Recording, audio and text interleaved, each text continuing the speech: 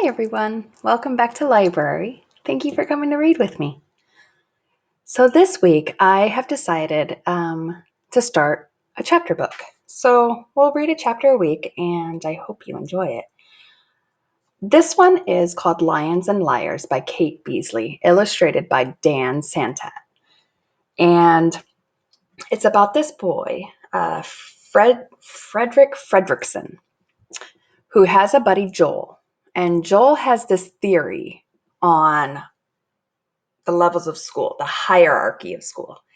And the lions are the big tough guys, the bullies. And it goes from lions to gazelles to meerkats and then to fleas.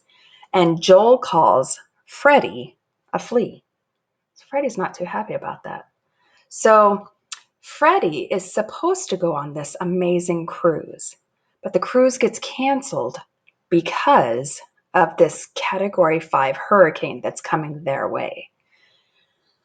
So Freddie's mother forces him to go to his buddy Joel's party instead of because he's supposed to be on the cruise. And Freddie gets into some trouble at the party inadvertently. He doesn't mean to. But he gets on a speedboat and he loses the motor and he loses the oars and he winds up going to this island where Camp Oh My Goshi is happening. And Oh My Goshi is a camp for kids who need discipline. And we get to see what happens to poor little Freddie as he winds up in this camp.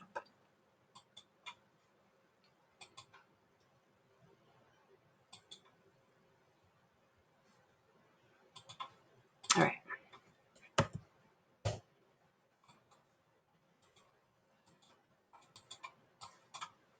Well,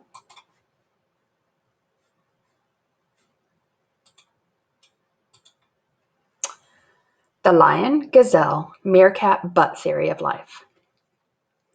Frederick Fredrickson was thinking about strawberry daiquiris when the dodgeball slammed into his face. The pale pink frost, too thick to come up the straw, the toothpick umbrella, the maraschino cherries speared on a tiny plastic saber, the delicate cartilage in Frederick's nose crunched, and his knees hit the ground. Ah! He wailed. The vision of the daiquiri vanished, and water sprang into his eyes. Frederick was 10. He did not cry, but if a dodgeball hit you directly in the nose, your eyes automatically released water. So when Devin Goodyear came to stand over him, Frederick wasn't crying. His eyes were automatically releasing water. Geez, Fredrickson. Frederick could tell from the tone of Devin's voice that the other boy was shaking his head. You better not tell anyone we were playing dodgeball, Devin warned. I won't, Frederick said. He was trying to say I won't, but between the automatic release of eye water and the blood pouring out of his nostrils, he sounded like he had a head cold. I won't tell. Frederick was kneeling behind a set of bleachers that blocked him from the view of the recess monitors. The students weren't allowed to play dodgeball. Every year, the teachers told them the story of how one time a group of kids had been playing dodgeball and how Candace Licky had gotten hit in the head so hard that she was knocked unconscious and she fell on the ground, hitting her head a second time. And she didn't die, but she could have died. And if any of the students died, the teachers would be in big trouble and lose their jobs. And that was why the kids were not allowed to play dodgeball. Because only a total loser would tell. Devin didn't sound angry. He wasn't trying to bully Frederick. He was just being informative. Frederick appreciated that. Devin sighed and walked away, leaving Frederick's friend Joel Mincy and Raj Pal to hook their arms around his elbows and haul him to his feet. I'm fine, Frederick said in a thick voice, trying to wave them away. You're bleeding, Raj said. He dropped Frederick's arm and stepped back, wrinkling his nose. Come on, Joel said to Raj. He's got to go to the nurse, and I'm not taking him by myself. He looked over his shoulder, checking to see if anyone was watching them. Hurry up, he muttered to Frederick. We look like idiots. Frederick didn't know why they thought they had to take him to the nurse.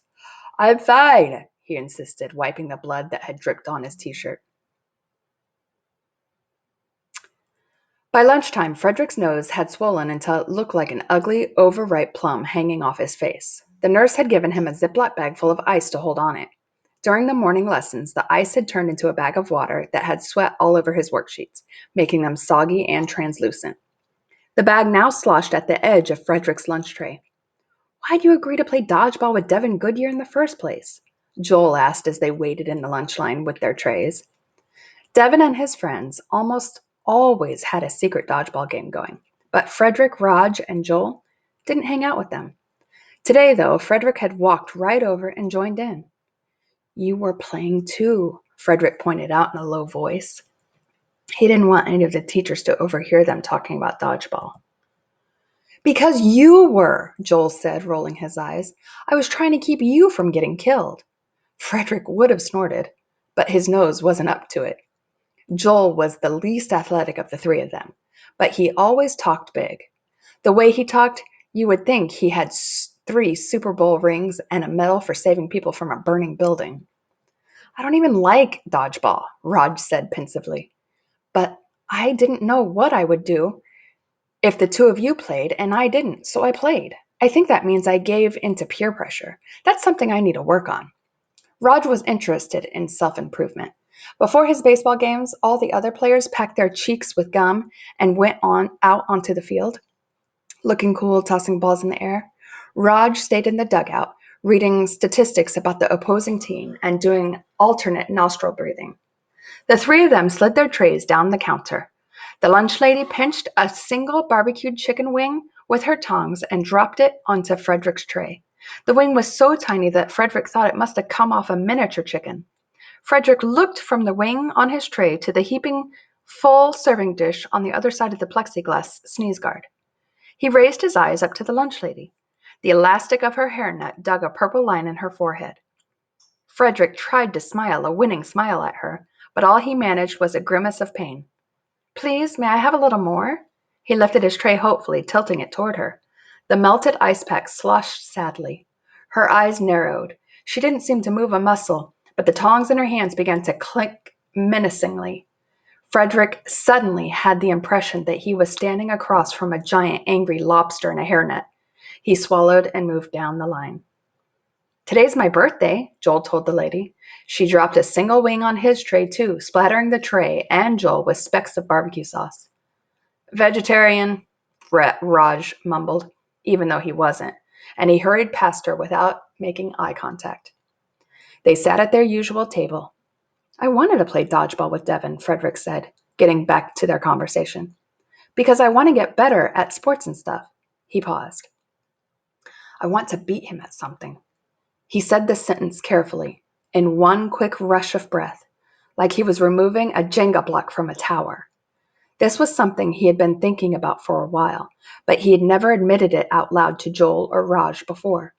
He waited now to see how they would react. Joel snorted through his perfectly working nose. "What's that supposed to mean?" Frederick asked in annoyance. "I could beat him." Frederick had never won anything that he could remember.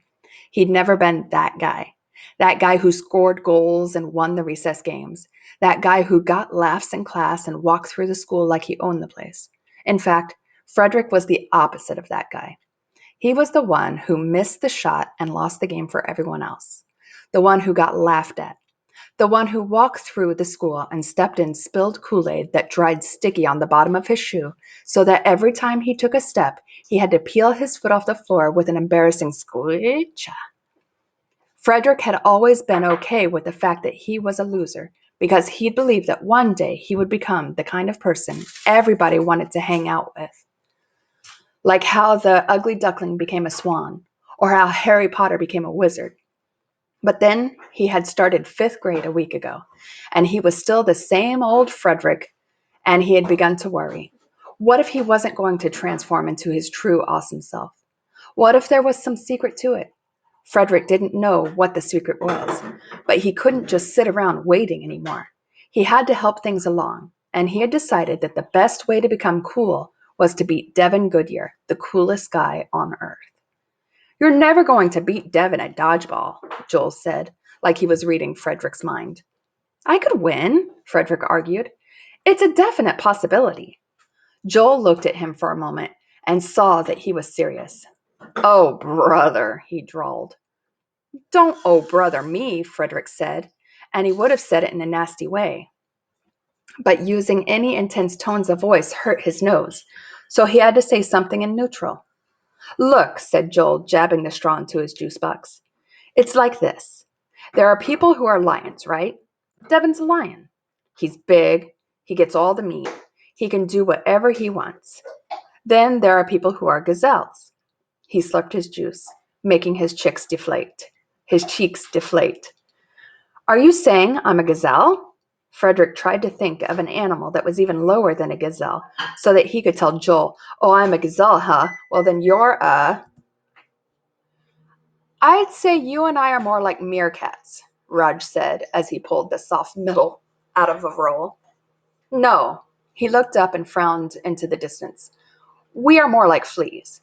We're the fleas that are biting the butt of a meerkat. Frederick opened his mouth to answer, but Joel's not as low down as a flea, Raj continued, lost in his thoughts. He's something like a hyena, but he's the hyena that none of the other hyenas like. There's no shame in being a flea, Joel said to Frederick. I'm not the flea, Frederick snapped. Joel pointed his chicken wing at Frederick. You need to accept the fact that life is going to be horrible for you. You're not going to win at dodgeball. You're not going to get extra chicken. You're never going to be as cool as Devin Goodyear. That's not true, Frederick said. You don't know the future. Maybe I'll win the lottery. Maybe I'll be president one day. Raj blinked at him. That's very unlikely. I know it's unlikely, Frederick said, but my point is that anything could happen. But it's not likely to happen, Raj insisted, as if Frederick was being stupid. I just said that, Frederick said. I just said that I knew it wasn't likely, so why are you telling me again? The chances of you winning the lottery are 1 in a million. Raj patted his paper napkin against the corner of his mouth. Or maybe 100 million. Actually, I'm just making those numbers up. It's probably not an even number like that. It's probably something like 1 in 342,302. That's still an even number, Joel said, because it ends with a 2. Please, will you stop it? Frederick said moodily. He poked the wobbly Ziploc bag of water that had been an ice pack. Hey, Dev, Joel called. Frederick looked up sharply. Devin was walking past them toward his own table, but he slowed and came over. Devin was Frederick's height, which was average, but while Frederick was very skinny, Devin was stocky and strong. He had red hair, and he always wore a crooked smile, like he had a great secret, and he wasn't letting anyone in on it. Although, thought Frederick, maybe it wasn't such a secret. Maybe he was smiling now because his tray was loaded with barbecued chicken. Barbecued chicken stuck out over the sides of the tray. About 15 barbecued wings were stacked on it. I was just explaining the theory of life to Frederick, Joel said, eyeing the chicken. Shut up, Joel, Frederick muttered, looking down at his own puny lunch. But Joel was already going on. How there are people who are lions and people who are gazelles and people who are fleas on meerkat butts. Joel paused, waiting for Devin to give some sign that he was following along. Frederick glanced up from his green beans. Devin's easy smile didn't falter. I'm the lion, he said. Exactly! Joel snapped his fingers and pointed at Devin. Devin shifted his tray so that he was holding it with one hand. Probably he was just showing off that he was able to hold the heavy tray with one hand. There was no other reason not to hold it with two. Who's the flea? He asked. He looked at Frederick. Are you the flea? I'm not the flea. Frederick put as much conviction in his voice as he could. There's nothing wrong with being the flea, Devin said. Every animal plays its part. I am not the flea. It stung, hearing Joel and Raj and Devin say he was a flea. Frederick had always felt like he was a loser, and he had sometimes worried that everyone else thought he was one too. But he had hoped that maybe it was just something he knew, and that no one else thought of him that way. Okay, you're not the flea, Devin shrugged in a suit-yourself way. Frederick sighed. Thank you. But if you were, Devin said, it wouldn't make you any less important. He winked at Frederick. Hey, Dev, a boy's voice called. It was Lucas Washington, one of Devin's friends, sitting at their lunch table. He was twisted in his chair, turned around to see where Devin was and what was taking him so long. Lucas beckoned with his arm. Come on, Dev, he called. Gotta go, Devin said, giving Frederick, Raj, and Joel another shrug. Then he prowled away to his own table and the boys who waited there, and the entire flock of dead barbecued chickens they were gnawing on. Frederick watched them for a moment, watched them a moment longer. It sounded embarrassing and stupid, even in Frederick's head, but what he really wanted, what he'd always wanted, was for someone to wave him over like Lucas had just waved Devin over. He wanted a friend who liked him so much that they wanted to hang out with him. A friend who, when they realized he wasn't around, would find him and beckon him over. Come on, Frederick. Raj and Joel were okay friends, and Frederick knew he should be happy that he had friends at all. Beggars couldn't be choosers. But Raj was way more interested in baseball and his grades than he was in being Frederick's friend, and Joel only cared about himself. If Frederick was slow getting to his lunch table, Raj and Joel wouldn't wave him over. They would just keep eating and forget all about him. But if he could beat Devin at dodgeball, then maybe they'd treat him better. That was what it really meant to be the Lion, to be Devin, to be that guy. Frederick turned his attention back to his own table and found that Joel was watching him with a smirk, like he had guessed the pathetic things Frederick was thinking. Frederick's ears got hot. What about my vacation? He said, trying to distract Joel. What about that? Joel and Raj exchanged a look. That's why I got hit with the ball, Frederick said. I could have won, but I wasn't paying attention. I was thinking about my vacation. Every fall, the week of Labor Day, Frederick's family went on a cruise. It was the best week of Frederick's year. And today was the Friday before Labor Day weekend. It was the only one undeniably cool thing about Frederick. He had been on 6 cruises in his life. Most kids his age hadn't even been on one.